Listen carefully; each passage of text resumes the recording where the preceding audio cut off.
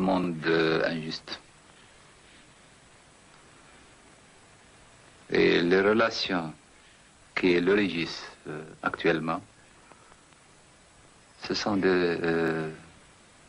découlent des lois d'une organisation qui ont été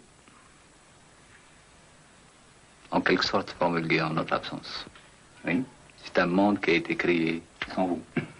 en notre absence. Oui. Aujourd'hui, nous parlons avec beaucoup de simplicité. Aujourd'hui, nous existons. Et nous contestons ce monde. Nous sommes en train de contester ce monde. C'est pas notre monde. Nous voulons créer un monde nouveau. Et à laquelle nous, c'est-à-dire les pays tiers-monde, participant à sa construction ou à sa restructuration. Un monde qui ne sera pas contre ce qu'on appelle aujourd'hui les pays riches ou les pays industrialisés, mais un monde qui prendra en considération et les intérêts des pays riches, les pays industrialisés, c'est-à-dire les pays développés et les pays en voie de développement. Sinon, si l'impact en Afrique, en Amérique latine, en Asie, les gens sont décidés, les gens sont déterminés à aller de l'avant. Et ce n'est qu'une question de temps. Notre monde, c'est-à-dire le monde des sous-développés, le monde des pauvres, ce monde a pris conscience d'une chose, c'est que l'autre monde ne peut pas se passer de nous. Ne peut pas se passer de nous. Et aujourd'hui, il faut trouver la solution. On a beaucoup parlé de la crise, et on a toujours attribué cette crise au problème de l'énergie. Les origines de la crise résident dans l'injustice même, dans l'organisation même du monde actuel. Nous sommes les plus nombreux, nous sommes le réservoir, un réservoir des matières premières et même de la main-d'œuvre. Nous représentons un marché très vaste pour les industriels des pays développés. Donc, régler ces problèmes en dehors de nous, c'est ignorer en quelque sorte la réalité contemporaine. C'est-à-dire il faut que le peuple palestinien recouvre les droits à une patrie. Il faut qu'il recouvre ses propres droits dans sa patrie, dans sa propre patrie. Deuxième problème, je pense que le monde arabe, ou la question de l'unité arabe, ne se pose pas en termes de regroupement regroupement politique de 2 ou 3 États, mais le problème pour moi se pose en des termes tout à fait autres. Il faut créer les bases matérielles d'une véritable renaissance arabe. Al-Azhar, c'était un lieu où on apprend, et évidemment, une sorte de couverture aussi. Et on militait en marge, c'est-à-dire en dehors de nos études, on militait dans les formations politiques. On faisait n'importe quoi, en réalité. Mais en dehors d'une certaine activité militante et en dehors des études, effectivement, moi j'ai activé, par exemple, dans des commandos égyptiens, j'ai participé avec des commandos égyptiens, l'apprentissage des armes, l'utilisation des explosifs, tout ça. on a fait beaucoup de stages. La majeure partie des étudiants à l'époque profitaient de n'importe quel stage qui s'offrait à eux pour apprendre. Oui, je comprends. Parce qu'on sentait que quelque chose va arriver en Algérie. De l'Égypte, c'est-à-dire qu'on a passé 35 jours dans un yacht. La fameuse princesse Dina, l'ex-reine de Jordanie. C'est-à-dire qu'on a fait une sorte de voyage royal. On a fait l'Égypte, Benghazi, Tripoli, la Sicile, on est passé par la Sardaigne c'était Emilia. Et on a rebroussé chemin vers l'est. C'est-à-dire dans un petit village qu'on n'arrive même pas à distinguer aujourd'hui sur la carte, c'est du nom espagnol, Capo de Agua. Elle se trouve pas très loin de la Moulouia, c'est-à-dire pas très loin des frontières de l'Algérie. Oui. Et là, alors, qu'est-ce qui s'est passé? Là, on a débarqué le peu d'armes qu'on a acheminé, on a fait rentrer ces armes en Oranie. Et c'était avec ces armes qu'on a fait le déclenchement de la Révolution en Oranie. Pour nous, c'était comment sauver la Révolution. Comment permettre à la Révolution de continuer sa marche. Pour d'autres, c'était Alger. S'installer au pouvoir Alger en entrant par la grande porte et même en utilisant une certaine complicité de l'administration française. Aux yeux du GPRA, on était dehors de la loi. Non, on n'a pas fêté l'indépendance. Je parle de moi, je parle de tous mes compagnons, je parle de toutes les régions qu'on contrôlait à l'époque. Et c'était la majorité, c'était ce qu'il y avait de plus solide, le noyau le plus dur de la région.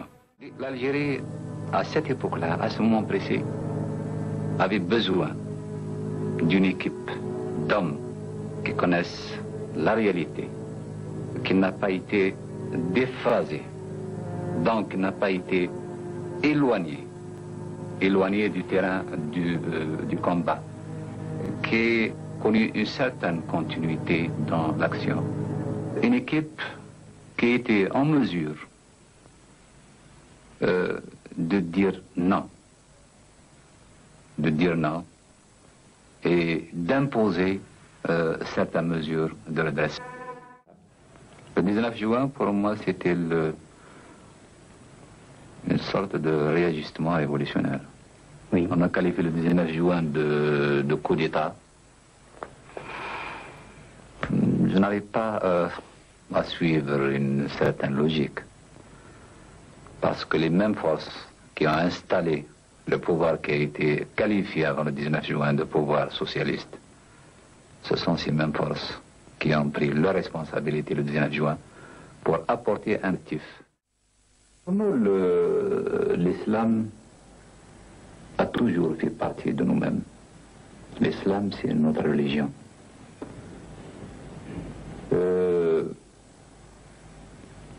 Parce que, précisément, nous sommes un pays, nous sommes un peuple, nous sommes une nation qui a un passé, qui a une civilisation.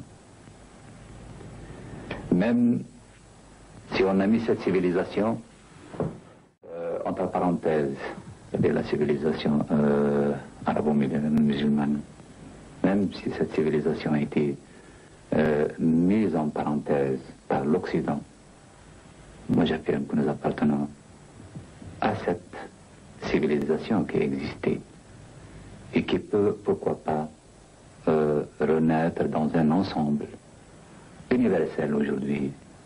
Par exemple, la révolution et l'islam, moi je dis qu'il n'y a pas de contradiction. Certains disent, pour que la révolution soit pure, il faut qu'elle soit laïque. Je ne suis pas tout à fait d'accord sur cette définition.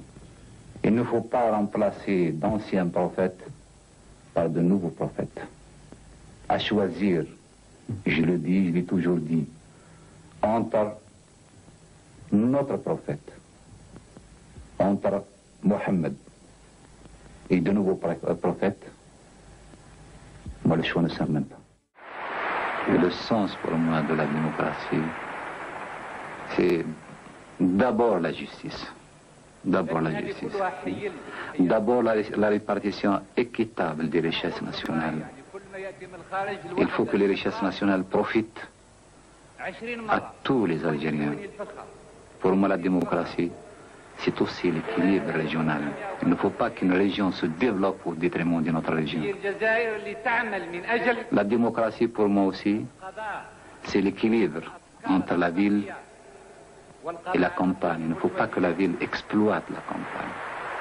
Il ne faut pas que les citadins exploitent les paysans. La démocratie, pour moi aussi, c'est mettre à la disposition, c'est-à-dire éduquer tous les fils du pays, permettre aux fils du chômeur d'accéder au poste le plus élevé du pays. Et pour moi aussi, la démocratie, c'est une véritable justice sociale. C'est l'éducation pour tous, le pain pour tous, le livre pour tous, les soins pour tous, la dignité aussi.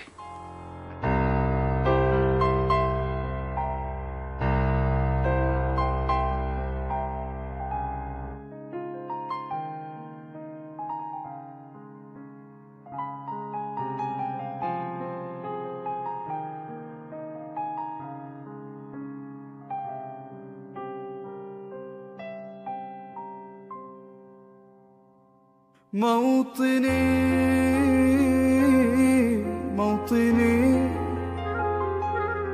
الجلال والجمال والسناء والبهاء في رباك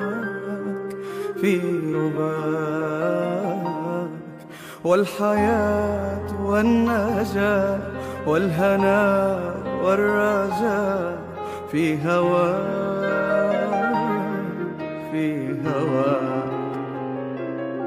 هل أراك سالما منعما وغانما مكرما سالما منعما وغانما مكرما هل أراك في علاك تبلغ السماك موطني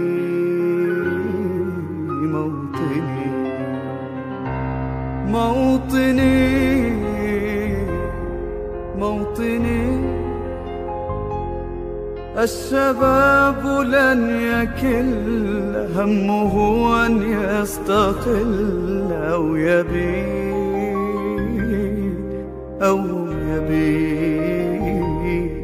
نستقي من الردى ولن نكون للعدا كالعبيد لا نريد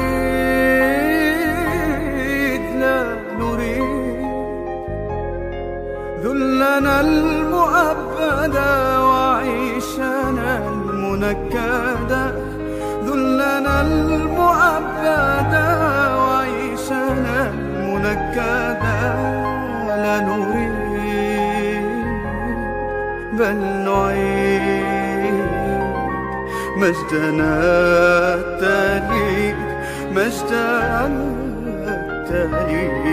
موطني